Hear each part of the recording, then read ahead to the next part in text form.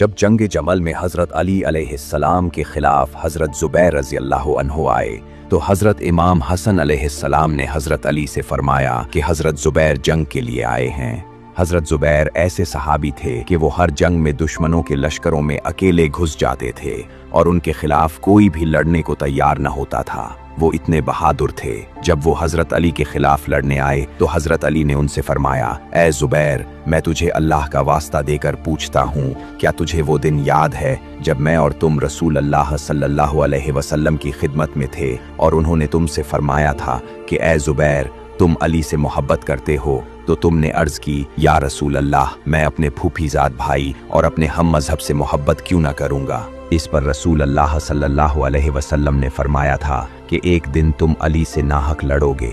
ये सुनकर हज़रत ज़ुबैर ने तस्दीक की और कहा, खुदा की कसम, मुझे ये हदीस याद न रही थी। अगर ये मुझे पहले याद होती तो मैं इस राह पर कभी न चलता। इसके बाद उन्होंने फौरन जंग से अलहदगी का ऐलान कर दिया। उनका ज़मीर इस बात पर राज़ी न हुआ कि रसूल अल्लाह सल्लल्लाहु अलैहि वसल्लम की पेशगोई जानने के बाद भी वो हज़रत अली के खिलाफ तलवार उठाएं।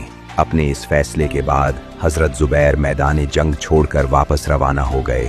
जब उनके बेटे हज़रत अब्दुल्लाह बिन ज़ुबैर ने उनसे वापसी की वजह पूछी तो उन्होंने सारा वाक़या बयान किया। मैदान जंग से वापसी पर वादी-उस-सिबा नामी मकाम पर जब हज़रत ज़ुबैर नमाज अदा कर रहे थे तो अमर बिन जुर्मूज़ नामी एक शख्स ने उन पर हमला करके उन्हें शहीद कर दिया।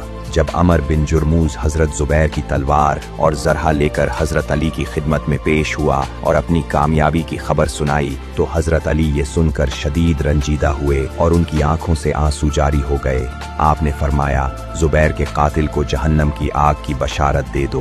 फिर आपने हज़रत ज़ुबैर की तलवार हाथ में ली और फरमाया, ये वो तलवार है जिसने कई बार रसूल अल्लाह सल्लल्लाहु अलैहि वसल्लम के चेहरे से मुसीबतों को दूर किया है।